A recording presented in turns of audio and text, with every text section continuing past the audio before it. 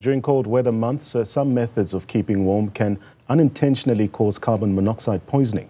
It comes after two teenage boys and a 22-year-old man died of suspected carbon monoxide poisoning in Limpopo when they kept warm by putting a braai stand in an enclosed room.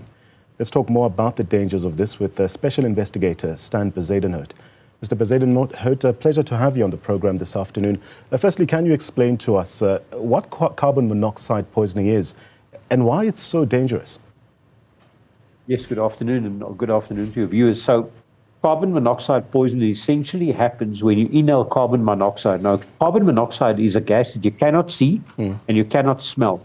And that gas actually attaches to your red blood cells better than oxygen. So if you inhale carbon monoxide, you're getting carbon monoxide in your blood and not actual oxygen. So it reduces your oxygen levels. It causes you to lose consciousness, to become weak and timid, and essentially you fall asleep, go into a very deep sleep, and ultimately, unfortunately, pass away because you're accumulating or you're using up no oxygen and this gas instead. Regarding the recent tragic incidents that I mentioned in my intro in Limpopo, what are your initial thoughts on how the carbon monoxide poisoning occurred here? Yeah, so it's very simple.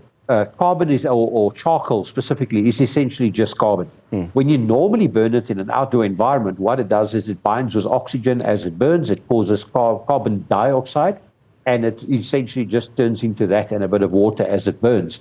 The minute you limit the amount of oxygen available to that carbon, it starts becoming imperfectly burned. So then it starts producing carbon monoxide, which is the dangerous chemical. Now, the more the oxygen levels in an environment drop, such as in an indoor environment, in an enclosed setting, the more it produces carbon monoxide. Because you can't smell it and you can't see it, you won't know that you're changing. And especially if you're relaxing or trying to sleep or going to sleep, you'll be poisoned without even realizing.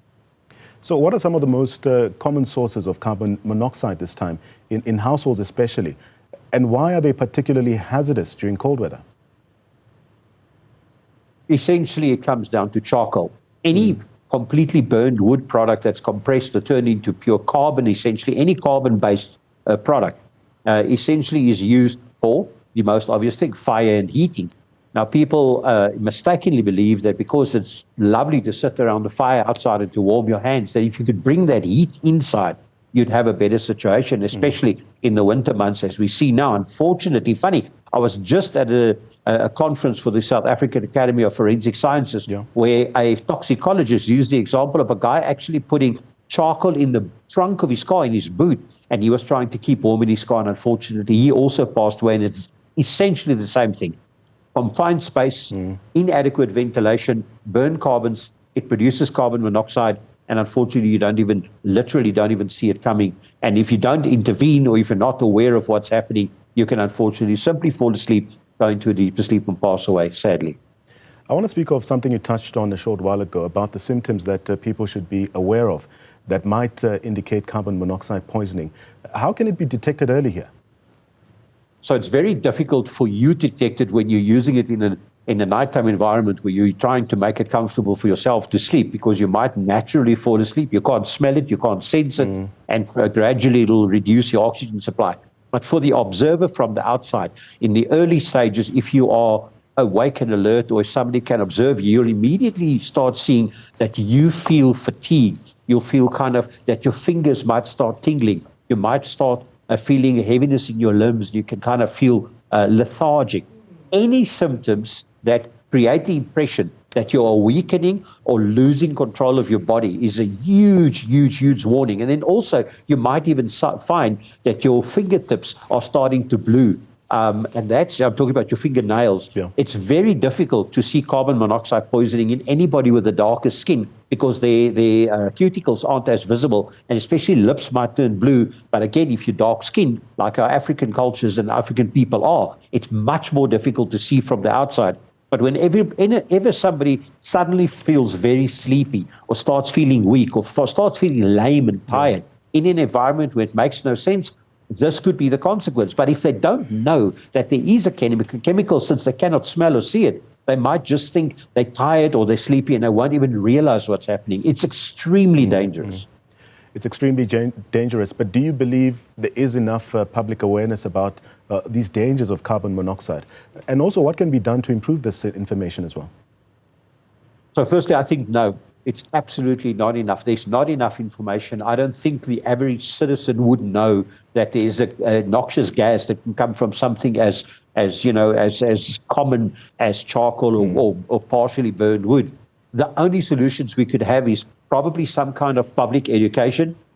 It's probably better for the people producing charcoal to start putting in some kind of chemical that you can smell that could potentially bind with or interact with carbon monoxide or with any kind of degradation of carbon.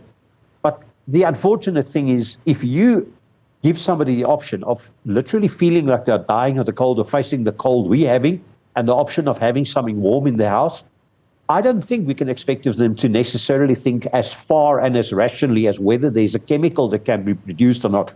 So public education. It's probably got to start at primary school for little children to learn, so that by the time they grow up as adults or as responsible teenagers, they can make the decisions to bring those things into the household, especially in confined spaces. They would be aware of the dangers. Perhaps you could have carbon monoxide sensors, but in the South African context, when people are at the stage where they have to burn chemical or burn charcoal just to keep warm, I don't think they can afford warning devices that take batteries and that can detect carbon monoxide. So it's a difficult situation.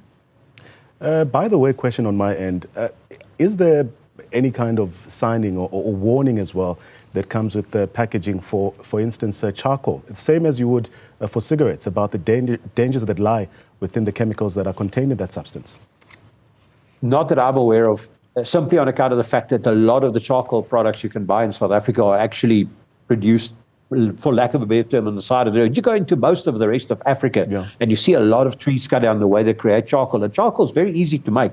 You burn wood to the point where it's burned completely, you compress it into little briquettes, and you can sell it. So no, it's not a controlled product. Charcoal itself, it's not a product that anybody naturally consumes. There's currently, in my mind, nothing that requires of a producer of charcoal to specifically place any kind of warning. And if they do, what would that warning look like? Because it's rather complex to say, do not use this product in a confined space because it might produce carbon monoxide. This is a silent killer that I think people should be educated about. It's more likely to reach the target that way than to expect people to read the packages and understand the chemical composition of products. Thank you so much for your time. That's Stan Bezuidenhout. He's a special investigator getting his views into the dangers of carbon monoxide